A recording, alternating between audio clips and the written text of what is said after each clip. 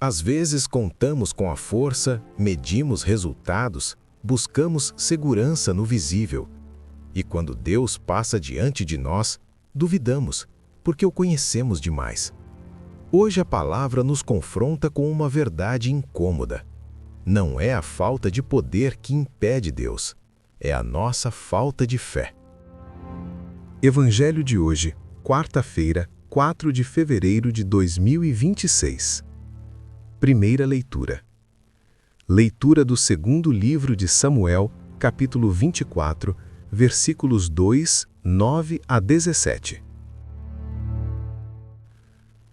Naqueles dias, o rei Davi ordenou a Joabe, chefe do exército que estava junto dele: percorre todas as tribos de Israel, desde Dan até Bersabeia, e faze o recenseamento do povo, para que eu saiba o seu número. Joabe entregou ao rei o resultado do recenseamento do povo. Israel contava 800.000 homens aptos para a guerra, que podiam manejar a espada, e Judá 500.000 homens. Mas depois Davi sentiu remorso por ter recenseado o povo e disse ao Senhor: pequei gravemente no que fiz. Agora, Senhor, perdoa a culpa do teu servo, pois procedi de modo insensato. Ao levantar-se Davi pela manhã, a palavra do Senhor foi dirigida ao profeta Gade, vidente de Davi. Vai dizer a Davi: assim fala o Senhor. Proponho-te 3 coisas. Escolhe uma delas, e eu a executarei. Gade foi ter com Davi e comunicou-lhe: preferes que haja 7 anos de fome na tua terra, ou que fujas durante 3 meses diante dos teus inimigos que te perseguirão, ou que haja 3 dias de peste na tua terra? Agora reflete e decide o que devo responder àquele que me enviou. Davi respondeu a Gade: estou em grande aflição. Caiamos, porém, nas mãos do Senhor, pois a sua misericórdia é imensa, mas não caia eu nas mãos dos homens. E Davi escolheu a peste. Eram os dias da colheita do trigo. O Senhor enviou a peste sobre Israel desde a manhã até o prazo estabelecido. Morreram 77.000 homens do povo, desde Dan até Bersabeia. O anjo do Senhor estendeu a mão contra Jerusalém para a destruir, mas o Senhor arrependeu-se do castigo e disse ao anjo que devastava o povo: basta, retira agora a tua mão. O anjo do Senhor encontrava-se junto da eira de Araúna, o Jebuseu. Ao ver o anjo ferindo o povo, Davi suplicou ao Senhor: sou eu que pequei, fui eu que procedi mal, mas estas ovelhas, que fizeram elas? Que a tua mão caia sobre mim e sobre a casa de meu pai. Palavra do Senhor. Graças a Deus. Salmo responsorial. Perdoai, Senhor, a minha culpa e o meu pecado. Feliz aquele cuja culpa foi perdoada e cujo pecado foi absolvido. Feliz o homem a quem o Senhor não atribui a culpa e em cujo espírito não há falsidade. Perdoai, Senhor, a minha culpa e o meu pecado. Confessei-vos o meu pecado, não ocultei a minha culpa. Eu disse: confessarei ao Senhor a minha falta, e vós perdoastes a culpa do meu pecado. Perdoai, Senhor, a minha culpa e o meu pecado. Por isso, todo fiel vos suplique no tempo da angústia, quando transbordarem as águas impetuosas, não o poderão atingir. Perdoai, Senhor, a minha culpa e o meu pecado. Vós sois o meu refúgio, livrais-me do perigo e me envolveis com cânticos de libertação. Perdoai, Senhor, a minha culpa e o meu pecado.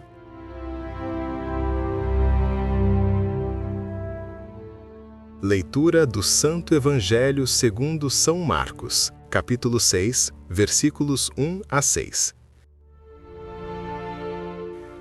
Naquele tempo, Jesus foi à sua terra e os seus discípulos o seguiam.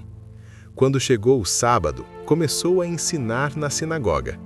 Muitos que o ouviam ficavam admirados e diziam: de onde lhe vem tudo isso? Que sabedoria é esta que lhe foi dada? E esses milagres realizados por suas mãos? Não é este o carpinteiro, o filho de Maria, irmão de Tiago, José, Judas e Simão? E suas irmãs não vivem aqui entre nós? E ficavam escandalizados por causa dele. Jesus lhes dizia: um profeta só não é estimado em sua própria pátria, entre os seus parentes e em sua casa. E ali não pôde realizar nenhum milagre, apenas curou alguns doentes impondo-lhes as mãos. E admirava-se da falta de fé deles, e percorria os povoados vizinhos, ensinando. Palavra da salvação. Glória a vós, Senhor Jesus.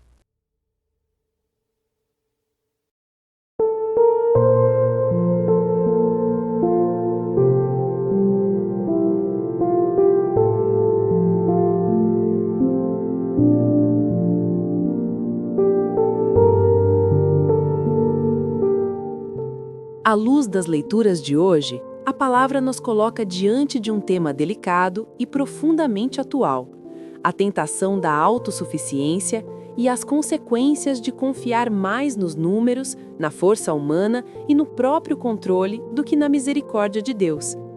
Davi manda fazer o censo não por obediência ao Senhor, mas movido pela necessidade de medir seu poder, sua segurança e sua força militar. O problema não está nos números em si, mas no coração que passa a confiar neles. Logo depois, o próprio Davi percebe o peso do seu pecado. Seu remorso é sincero. Ele reconhece que agiu de forma insensata e não tenta se justificar. Aqui aprendemos algo essencial para a vida espiritual. O pecado começa quando deslocamos nossa confiança de Deus para nós mesmos. E a conversão começa quando reconhecemos isso com humildade. Deus, por meio do profeta Gade, coloca Davi diante de uma escolha. Qualquer uma das opções envolve sofrimento. Isso nos recorda que o pecado nunca é neutro, sempre gera consequências, pessoais e coletivas. Mesmo assim, Davi faz uma escolha profundamente espiritual. Prefere cair nas mãos do Senhor do que nas mãos dos homens.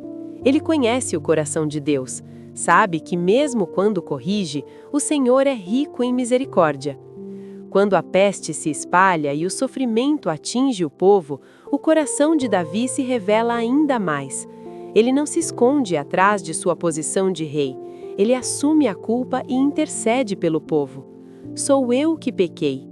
Essa atitude nos ensina que a verdadeira liderança espiritual nasce da responsabilidade, da humildade e da disposição de oferecer a própria vida pelos outros. O Salmo responde a essa realidade com uma verdade consoladora.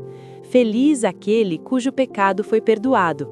Deus não despreza um coração arrependido. Quando reconhecemos nossa culpa, quando não escondemos nosso pecado, a misericórdia se manifesta. Aqui está um convite claro à confissão sincera. Não existe libertação sem verdade. Não existe paz duradoura sem reconciliação com Deus. No Evangelho, vemos outro tipo de fechamento do coração, a falta de fé. Jesus volta à sua terra, fala, ensina, revela a sabedoria, mas encontra resistência. Eles conhecem Jesus apenas de forma superficial, acham que já sabem tudo sobre ele. E justamente por isso, não conseguem acolher o mistério de Deus presente diante deles. Essa passagem nos confronta diretamente. Quantas vezes também nós nos acostumamos com Jesus? Quantas vezes ele se torna apenas mais um, alguém conhecido demais para nos surpreender? A incredulidade fecha as portas à ação de Deus. O texto é forte ao afirmar que Jesus não pôde realizar ali muitos milagres por causa da falta de fé. Aqui aprendemos algo decisivo. Deus respeita a nossa liberdade. Ele não força a sua graça. Onde não há fé, não há abertura. Onde não há humildade, o milagre não acontece. Isso não significa que Deus deixa de amar. mas que o coração humano pode se fechar até mesmo diante da presença do próprio Cristo. As leituras de hoje nos convidam a um exame profundo. Onde temos colocado nossa confiança? Em nossos recursos, em nossa inteligência, em nossos números ou verdadeiramente em Deus? Temos reconhecido nossos pecados ou temos tentado justificá-los? Temos acolhido Jesus com fé viva ou o temos reduzido a algo comum, sem impacto real em nossa vida? Como ação concreta para este dia, façamos um gesto simples, mas decisivo. Renunciemos interiormente à autossuficiência. Digamos conscientemente ao Senhor que confiamos mais na sua misericórdia do que em nossas próprias forças. E, se possível, tomemos a decisão concreta de buscar o sacramento da reconciliação, para viver ou retornar ao estado de graça. Também somos chamados a renovar nossa fé. Peçamos ao Senhor um coração simples, capaz de reconhecer sua presença mesmo nas situações comuns da vida. Que não nos escandalizemos com Deus quando Ele não age como esperamos, mas que aprendamos a confiar. Se esta palavra nos ajudou hoje, manifeste isso com um gesto simples. Deixe seu like neste vídeo e compartilhe com mais pessoas. Assim, este canal pode continuar levando diariamente o Evangelho e ajudando muitas almas a se manterem firmes no caminho da conversão e da vida eterna. Que o Senhor nos conceda um coração humilde, arrependido e cheio de fé, para que possamos viver preparados para o encontro definitivo com Ele.